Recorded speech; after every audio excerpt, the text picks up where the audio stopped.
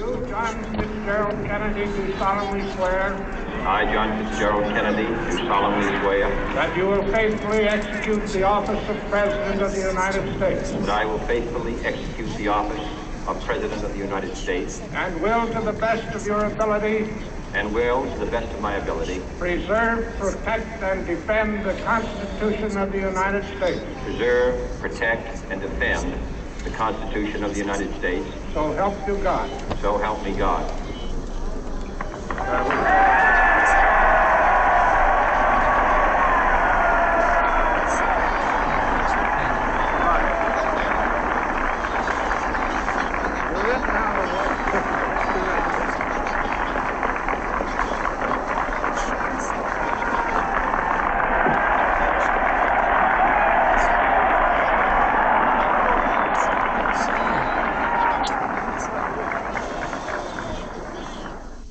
Vice President Johnson, Mr. Speaker, Mr. Chief Justice, President Eisenhower, Vice President Nixon, President Truman, Reverend clergy, fellow citizens. We observe today not a victory of party, but a celebration of freedom, symbolizing an end as well as a beginning, signifying renewal as well as change. For I have sworn before you and Almighty God the same solemn oath our forebears prescribed nearly a century and 3/4 ago. The world is very different now, for man holds in his mortal hand the power to abolish all forms of human poverty and all forms of human life. And yet the same revolutionary beliefs for which our forebears fought are still at issue around the globe. The belief that the rights of man come not from the generosity of the state, but from the hand of God. We dare not forget today that we are the heirs of that first revolution. Let the word go forth from this time and place to friend and foe alike that the torch has been passed to a new generation of Americans born in this century, tempered by war, disciplined by a hard and bitter peace, proud of our ancient heritage, and unwilling to witness or permit the slow undoing of those human rights to which this nation has always been committed and to which we are committed today at home and around the world.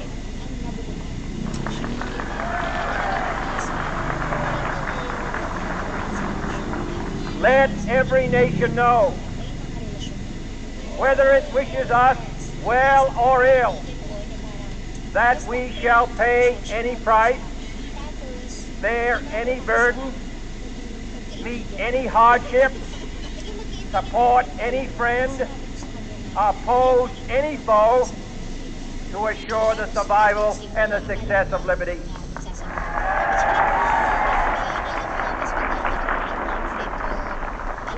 This much we pledge and more. To those old allies whose cultural and spiritual origins we share, we pledge the loyalty of faithful friends. United, there is little we cannot do in a host of cooperative ventures.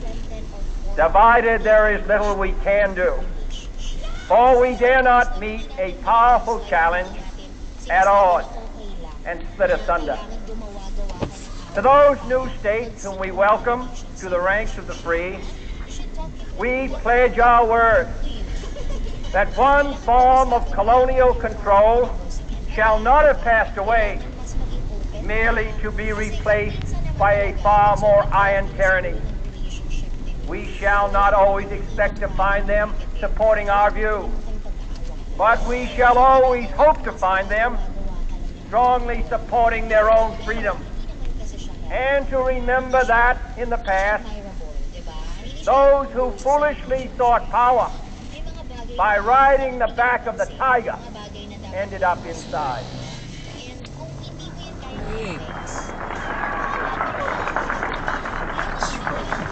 To those people in the huts and villages of half the globe struggling to break the bonds of mass misery, we pledge our best efforts to help them help themselves for whatever period is required, not because the communists may be doing it, not because we seek their votes, but because it is right.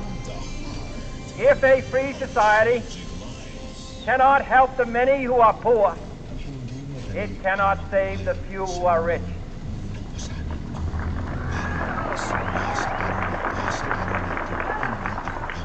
To our sister republics south of our border, we offer a special pledge to convert our good words into good deeds, in a new alliance for progress, to assist free men and free government in casting off the chains of poverty.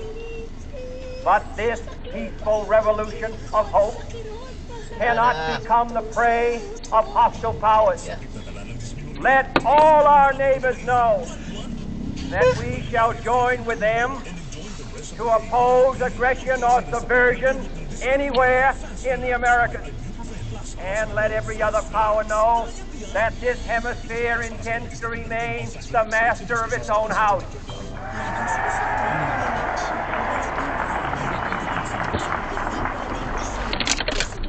To that World Assembly of Sovereign States, the United Nations, our last best hope, in an age where the instruments of war have far outpaced the instruments of peace, we renew our pledge of support to prevent it from becoming merely a forum for invective, to strengthen its shield of the new and the weak, and to enlarge the area in which its grit may run.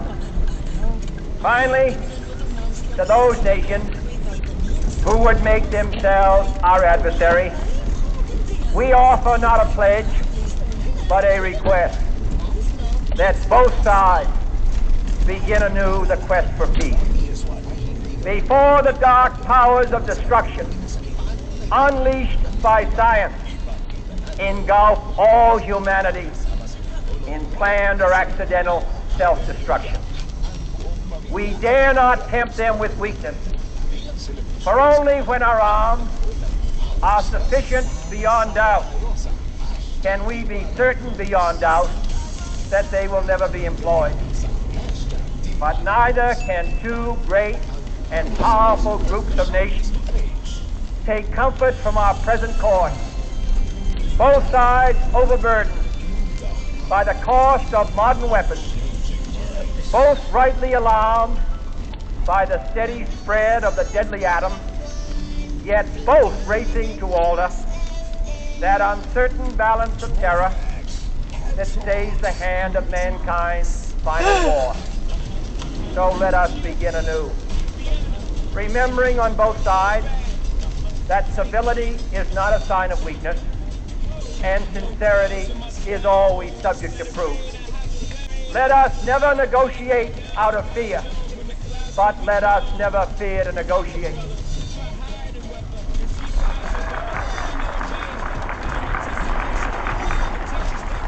Let both sides explore what problems unite us, instead of belaboring those problems which divide us.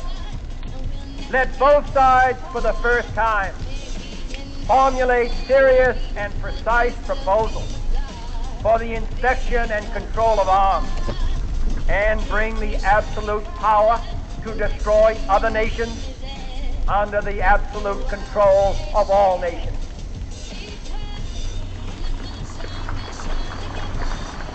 Let both sides seek to invoke the wonders of science instead of its terrors.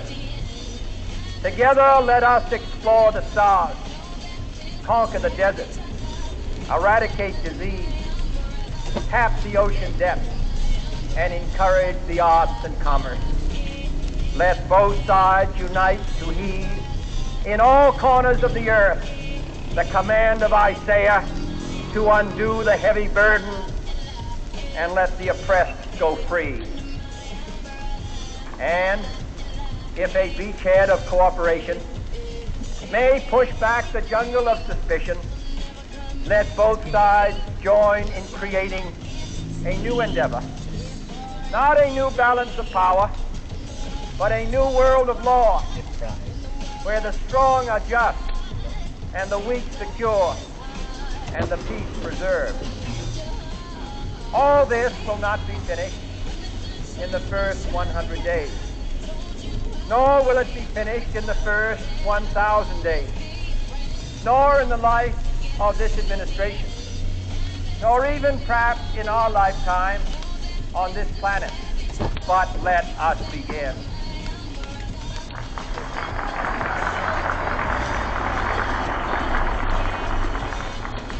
In your hands, my fellow citizens, more than mine, will rest the final success or failure of our cause. Since this country was founded, each generation of Americans has been summoned to give testimony to its national loyalty. The graves of young Americans who answered the call to service surround the globe. Now the trumpet summons us again, not as a call to bear arms, though arms we need, not as a call to battle, though in battle we are, but a call to bear the burden of a long twilight struggle, year in and year out, rejoicing in hope, patient in tribulation, a struggle against the common enemies of man, tyranny, poverty, disease, and war itself. Can we forge against these enemies a grand and global alliance, north and south, east and west, that can assure a more fruitful life for all mankind? Will you join in that historic effort?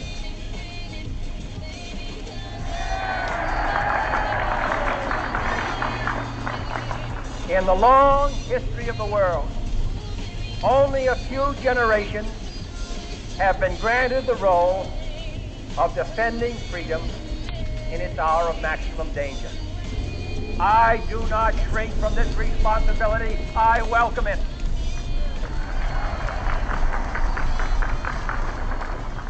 I do not believe that any of us would exchange places with any other people or any other generation. The energy, the faith, the devotion which we bring to this endeavor will light our country and all who deserve it. And the glow from that fire can truly light the world. And so, my fellow Americans, ask not what your country can do for you. Ask what you can do for your country.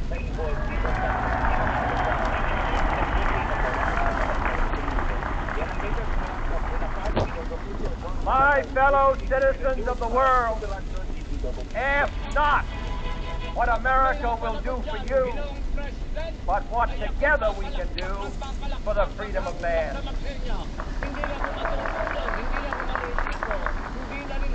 Finally, whether you are citizens of America or citizens of the world, ask of us here the same high standards of strength and sacrifice which we ask of you. With a good conscience, our only sure reward, with history the final judge of our deeds, let us go forth to lead the land we love, asking his blessing and his help, but knowing that here on earth, God's work must truly be our own.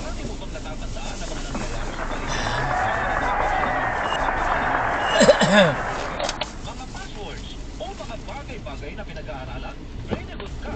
Kung yes ang sagot mo, ang Memo Plus Gold ay kaagapay mo sa iyong daily task. Ang Memo Plus Gold ay gawa sa Bako Bangunyera Extract para laging focus at mentally alert. Memo Plus Gold, iba ang ready good. Ang Memo Plus Gold ay mabibili sa lahat ng Mercury Drug Outlet at sa mga pangunahing butika nationwide. Available din online sa Shopee at Lazada. Mahalagang paalala, ang Memo Plus Gold ay hindi gamot at hindi dapat gamitin panggamot sa anumang uri ng sakit. Mukhang haggard ka sa bibig. Try cream soap to wash back. Nourish your hair with vitamins for just 5 pesos per wash. Based on FRP. Afford at araw-araw and strengthen smooth hair. With cream soap to wash back. Cream soap. Use cream soap vitamin boost. Conditioner every day. Bye, anak. Nakuha na kami ng bago ko. Bye, mama. Manahan ka na kayo sa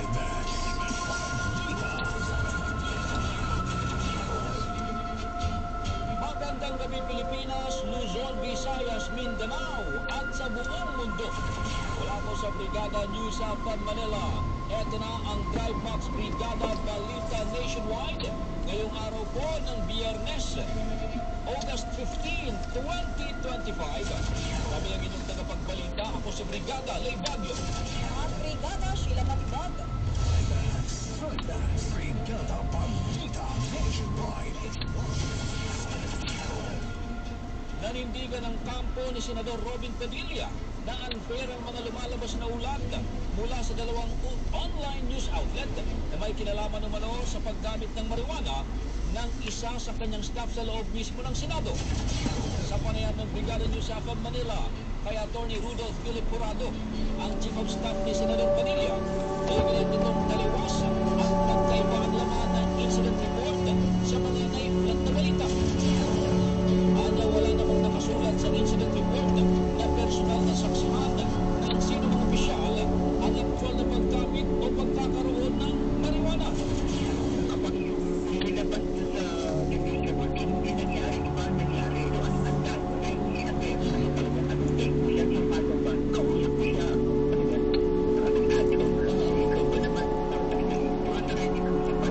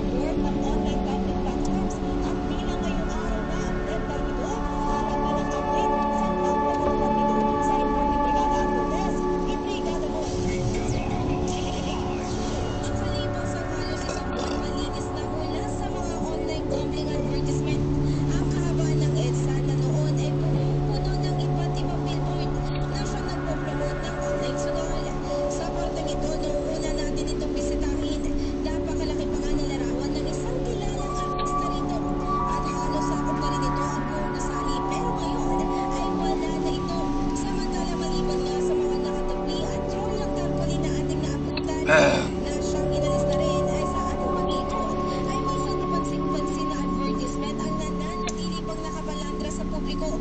Bagamat napansin naman natin na ilan sa mga parte nito ay inalis na. Bilang nasa 30,000 pa ang illegal online gambling sa Pilipinas ay batid naman sa Committee on Games and Amusement Chairperson Senator Erwin Tulfo na magiging matrabaho ang paglaban dito.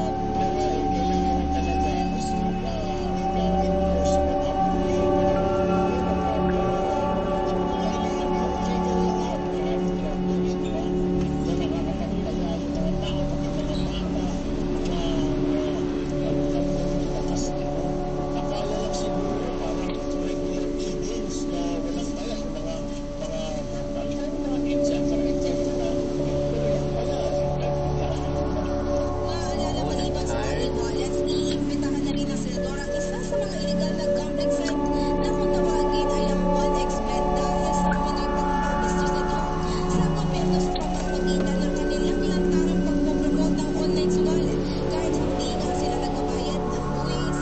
And the heart that's shaped your lives. Ako si Brigada Ann Cortez ng 105.1 Brigada News from Manila, Domestic News 140.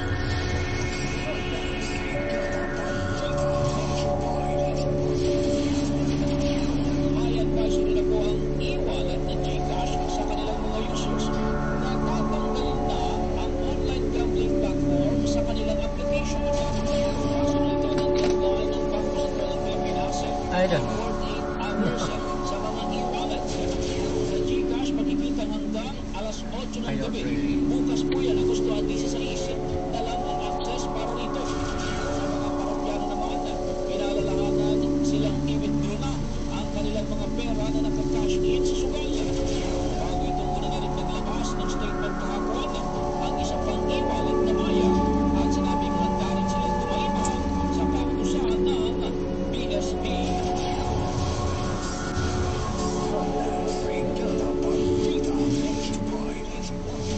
Samantala patuloy ang pag-ikot ni Pangulong Bongbong Marcos sa ilang flood control projects sa bansa na nagpaulat na questionable ang palpak.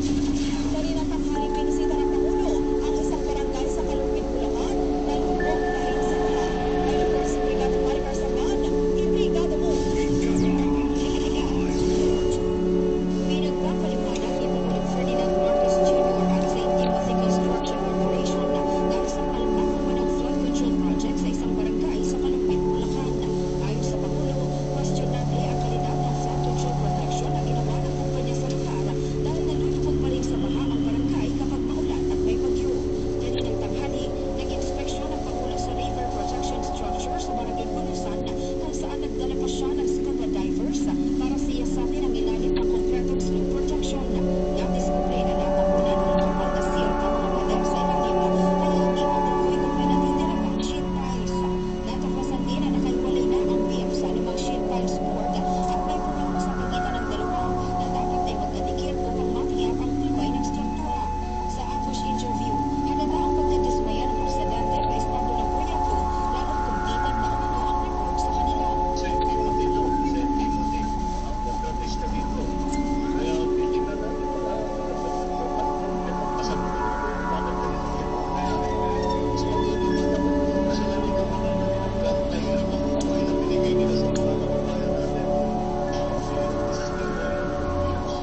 Sa sunog sa Pangulong website, nakalagay na February 2023 ang completion date ng proyekto na nagkakahalaga ng higit 96.4 million pesos.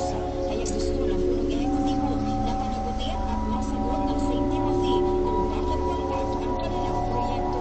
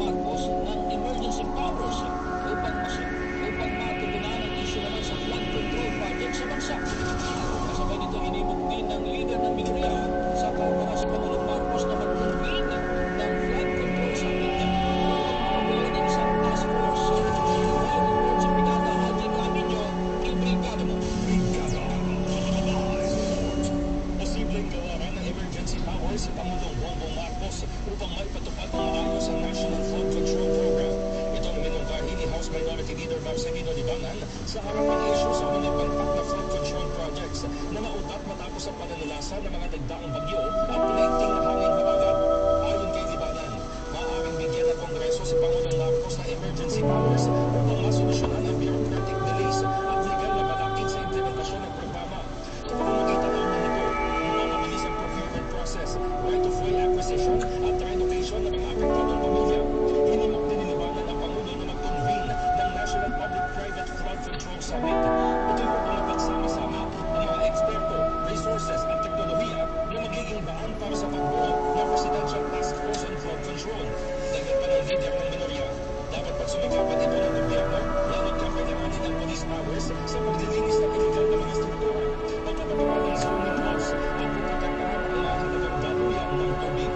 In the heart of changing norms, ang Brigada Haji Camino, ng 105.1 Brigada News of Manila, the musical news authority.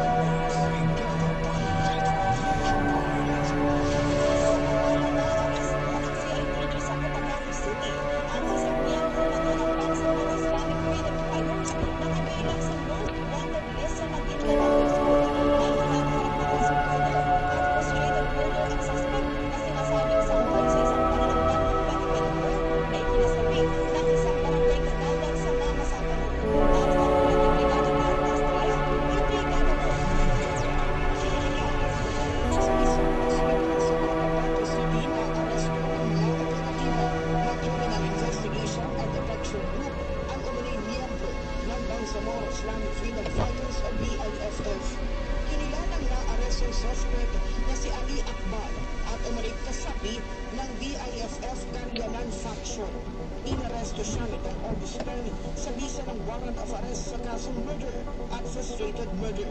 Matagal na raw itong nasa operational research ng CIDZ dahil kabilang siya sa regional at provincial most wanted list sa Maguindanao del Sur. Sa engkwentro sa barangay Linantangan nitong linggo, sa mga nasangkot sa pagitan ng dalawang grupo ng Moro-Islamic Liberation Front. Sugatan siya at 4 kasamahan sa putukan bago madala sa ospital kung saan siya tuluyang inaresto.